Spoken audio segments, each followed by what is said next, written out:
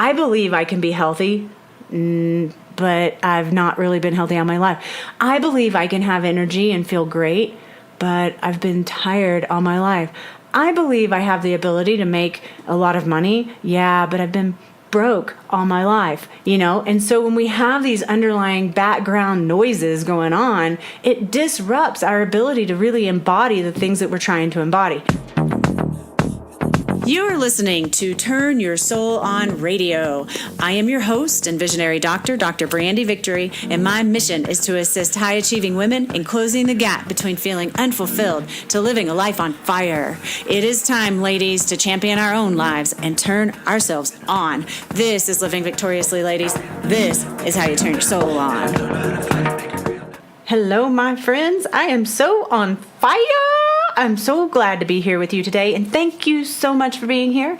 I am just coming down off of a wonderful day with patients today, and I actually just got finished working with this new patient, and it's just such a joy to bring my work to new people. There's people who kind of get me and get what I'm up to, and have experienced my work before, and then there's people that it's completely new for, and they're just like this open sponge that's just ready to absorb, and it's so beautiful.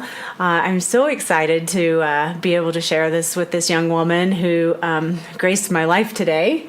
It's just magical, that feeling when you're so on purpose and you're so tuned in and you're just so aligned that words just come through you. That's how it felt for me. Like words were just coming through me, and I was not really thinking about what to say. It was just what was coming through me was what was being said, and it's just so good. I love it. That's how I know I'm doing the right thing here, folks. So anyway, I hope your day is just as joyful as mine is. And it's, I have new people, and I have people I've been working with for a very long time. And there's this one particular woman who is now, she's doing just so great. But it was just been this long process with her, as she's one of those yoga instructors and been doing a lot of consciousness work, a conscious woman. She really gets what it means to live in alignment with her spirit, that kind of stuff. She's really, really there. It's beautiful. But what really instigated her coming to see me was this experience she was having. So, here she was making all this really great money, meditating, going to India, doing all the stuff. Yeah, she had this really deep sense of emptiness inside of her, and she tried pushing that onto her relationship. So she's married, and she was struggling with her husband is what happened. And what basically boiled down is she came to realize that the emptiness within herself was causing her to blame her husband. She didn't know this emptiness was in herself. She just knew that something wasn't right. There was an emptiness, and she thought it was in her relationship. So she was blaming her husband for not showing up in a certain way. And, there was a bit of a struggle, some not so great moments in their relationship. And it really was kind of edgy. I don't even know how they pulled through that, because it's kind of hard when one person is blaming the other person, and, especially when the woman's blaming the man, because the men tend to be those people that are just I'm just being who I am, and they don't really see the same perception as the women do. And so then the women are like, well, there's something not right here, and you're not showing up for me, and I need more support, and all the stuff. And the men are like, what are you talking about? I don't know what you mean. So there can be this little, and there was in this particular circumstance, there was this gap in their ability to understand each other and communicate with each other in a loving way. But it dawned on her that that the emptiness was from within. And that's how it works here on this planet. Like if you're experiencing something in your life, be it emptiness or loneliness or, sadness or, the world is going to shit, all the stuff. If you're experiencing that, those are your inner thoughts and feelings that you're perceiving the world through. And changing the world, like going to the husband or going to, someone outside of yourself, isn't necessarily going to change, probably not even likely, going to change your perception of what's going on. So for instance, we were just speaking to this young lady who is in the process of moving. We saw her, we went out to dinner and we just saw her, and she was like, yeah, I'm getting ready to move. I'm so upset with this place, the schools, and I was running this business, but I can't really run this business with just tourists. We need community here. We need our community to show up for the community and for the businesses, and we need local support, and all these things were the reason she was leaving. But as soon as she walked away from our table, I looked at Roger and I was just like, she's going to find the same exact thing where she's going because this is her story. Our story presents itself in our lives because it's the story that we're telling ourselves. And so we have this opportunity to change our story.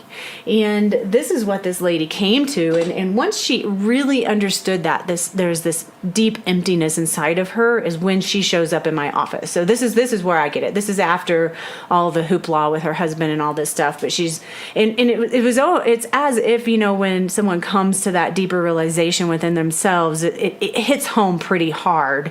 And so it can maybe exponentiate. Is that even a word? I don't even know if that's a word, but it can make it so much bigger than it is because we're like, oh my gosh, I know I've done this with myself. Oh my gosh, I'm so lonely or I'm so empty. And when you face it, it's like you're looking it right in the eyes and you're letting it be what it is, which is awesome because when we have commonly, and I have women come to me all the time who have this ability to suppress these understandings about ourselves. We suppress the loneliness, we suppress the sadness, we suppress the shame, we suppress the grief, we suppress the emptiness.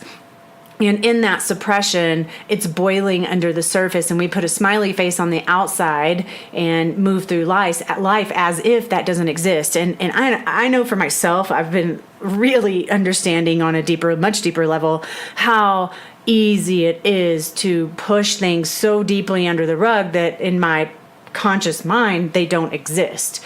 I've come to things in my own journey towards greater wellness that I'm like, holy crap, that happened. I didn't even remember that happened. Oh my gosh, I can't believe that. And memories will come up as you start clearing stuff out and you start awakening to your own bullshit. You just wake up to stuff and it's like, oh man. And then again, it's like big black writing on the wall. There's no hiding from it when you begin to wake up from it. And that is where the healing happens. But it can't happen when we're shoving it under the ground and stomping or shoving it under the rug and stomping all over the rug and making sure that there's not even any bumps in the rug, because we've smashed it down so hard. But that is a healing waiting to happen is what that is. And before you get to that place, that experience and that trauma or that dysfunctional pattern colors your life. The things that you've experienced in your past that have caused you to have these underlying vibrations of sadness, shame, guilt, loneliness, all the things, then whatever you're bringing to the world in this moment, whatever it is that it's your highest calling, you're bringing it forth colored with those vibrational states. So you're bringing forth, you're offering into this world. Maybe you're a teacher. This lady was a yoga teacher, but she's bringing forth her yoga with an overlay of emptiness. And it doesn't quite compute. I know I've had this experience, I'm sure you have too, where a person is telling you something, but it's not quite landing, and you're like, I just don't know that I believe you. And what they're saying, it's not the words they're saying. It's literally the vibration that they're holding on a subconscious level. So, it's so vital. If you want to bring forth your absolute best and you want to be completely on purpose and shine your greatest truth on this planet, then it's vital and it's absolutely necessary to really get down and clear out this subconscious crap that's holding you back. And it may not feel like you're being held back. You're like, no, I'm doing what I'm supposed to be doing. I'm teaching, or I'm an engineer, or I'm in architecture, or I'm teaching yoga, or I'm doing healing work. And I work with a lot of chiropractors and healers, and and time and time again, I am telling you, I hear it every day that they're like, oh man, my practice isn't growing. Oh, interesting. Why isn't your practice growing? Let's explore that. And what's the underlying belief systems that you have around money, and what happened when you were age 6 that caused you to believe that? And let's clear that out, and let's move through some forgiveness, and let's reset your nervous system and your biofield so that your vibration can match that which you want to create. It's not going to come until your vibration shifts. And if you're being held back by all the dysfunctional stuff we've been talking about, then you tend to be stuck in a rut. All right. So, when that lady, we're just going to call her Sarah, when Sarah showed up in my office, it was really awesome, because I absolutely love working with people who have been doing a lot of work on themselves. Those are really the only people I work with, people who've kind of been traveling this road of awakening and enhancing their vibration and consciousness. And, I can't really help those people who are unwilling to move out of victim blame mentality. And, because it takes owning your crap, owning your story, owning the bullshit story that you're telling yourself, as hard as that can be. It takes really owning that and going, okay, this is what I'm doing. This is who I am. This is what I've been telling myself. This is the story I've been living, and I'm ready to change. So, So what we did with Sarah is that we just started really working on clearing out her old belief patterns. So she comes from a Jewish background, and she had a lot of worthiness issues around even being worthy of God's love. So if you're feeling like you're not worthy of God's love, then you feel like you're not worthy of the highest love. And if you're not worthy of the highest love, you're not really worthy of love on a subconscious level. So then this gap happens between where you're at in your relationship, your partnership, your loving relationship, and the feeling of not being worthy of love creates the gap, and for her was creating the emptiness that she was feeling and projecting on her relationship. So we worked on clearing that out, being worthy of God's love. And then there was also a lot of shame patterns. Now this was, there were some personal things for her from her childhood that was shameful, that she was holding on to and carrying forward. But then there was also genetic inheritance shame from her, just from being Jewish and different things like that. So there's a lot around shame. And I think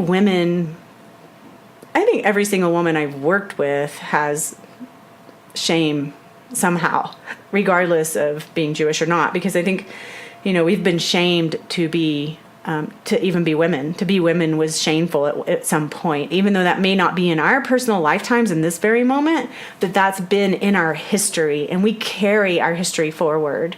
So we worked on shame, we worked on worthiness of love, we worked on unwantedness and loneliness, uncertainty.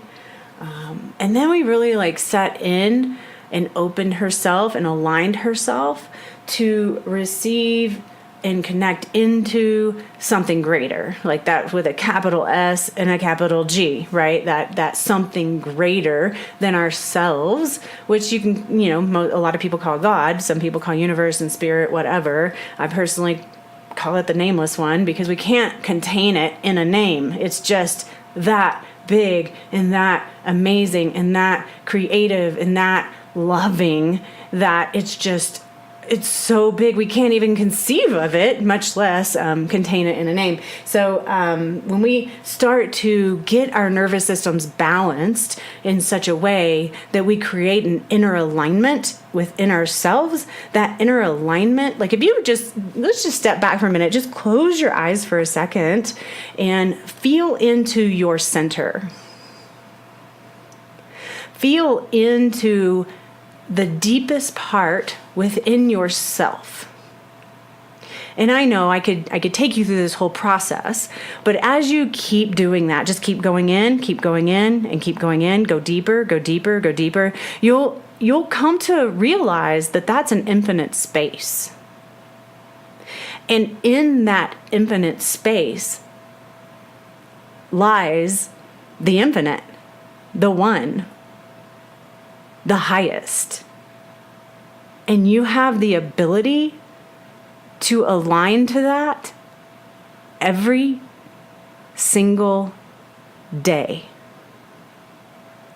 It's just that we get jaded and we get programmed and we have trauma and experiences and belief systems that we've learned through our mothers, fathers, preachers, and teachers that color our perception of our ability to connect in this deep way.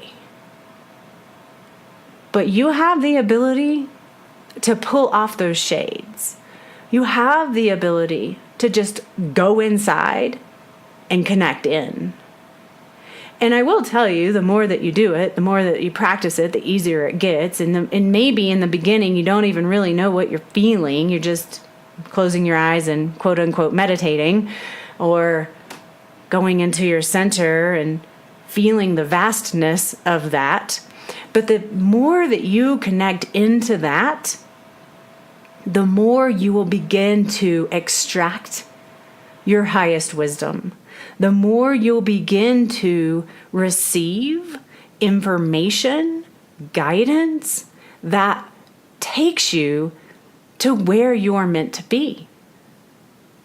So I was just working with a lady who, she is German, and she's been programmed as a child to not trust her intuition, and now she still, to this day, and still has trouble trusting her intuition. And so we really worked on that, and I did a special little treatment on her today, which was so fun. I've done this a couple of times now, but Roger, my boyfriend, he's a sound healer, and I've gotten sound healing work from him where I'm on the table and he's actually doing work on me, so my eyes are closed and I'm not really bearing witness to what he's doing. But since we've started doing work together, where we both have our hands on patients, it is so phenomenal. I get to see him like wave these tuning forks, these specially tuned tuning forks from Germany, by the way, that move them around in the field of the person and put them on their body and touch different points and all these things. When I witness that, it literally looks like he's doing energetic surgery. It's so freaking cool. And so we've been combining our work. So I'm touching different points on the body that correspond to different parts of the nervous system and having people think about different things that they've experienced and essentially repatterning their nervous system around the negativity or the thought or the program or the shame or the guilt that's been holding them back. So every time you think about something, it changes the way your body functions.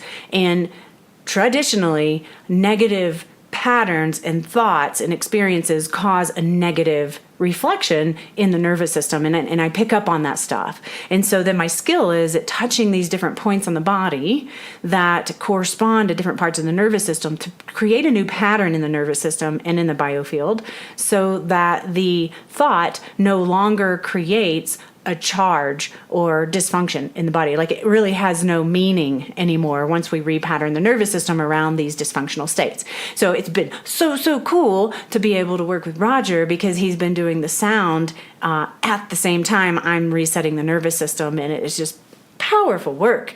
Anyway, so back to our little friend, we got to work on her together so that she can start to live for herself. She spent basically all her life living for other people, living for her dad, living for her children, living for her husband, living for her new husband, and it's like, where is she in the whole big picture? And she's feeling a little bit lost. And so I'm really excited to see how that unfolds. That just happened like about an hour ago. But the bottom line is, we have all these belief systems and these experiences that we're holding in our nervous system, and we have the ability to let them go. Yes, meditation is a great way to do that. Yoga is a great way to do that. Therapy is a great way to do that. The difference between therapy and what we're doing here is therapy is a conscious communication about something, so you're talking it out. What we're doing here is we're actually clearing the subconscious intelligence of the pattern. So it's taking affirmations to a whole new level. So we can say our affirmations, but does that change our nervous system or our subconscious belief patterns? If we say them enough, eventually, yeah, absolutely. But I'm just want to biohack it. I want to get right to it and clear that shit out as fast as I can and move on, because I'm ready to even play a bigger game. You know what I mean? So let's just do that, so I can have people think about their affirmations. And a lot of times when they think about their affirmation, their whole body goes weak, which doesn't really make sense, because you would think an affirmation would be an empowering thought. But really what happens is they're saying affirmations, and on a subconscious level, in the back of their mind, they're going, yeah, whatever. I believe I can be healthy, but I've not really been healthy all my life. I believe I can have energy and feel great, but I've been tired all my life. I believe I have the ability to make a lot of money. Yeah, but I've been broke all my life, And so when we have these underlying background noises going on, it disrupts our ability to really embody the things that we're trying to embody. So if you're thinking about an affirmation, and I hold these different points, and Roger does his magic, his little energetic surgery, then we're like moving that stuff out of the nervous system so that you can embody the affirmation very quickly. So it's a beautiful, beautiful process. And so this is what we were doing with Sarah.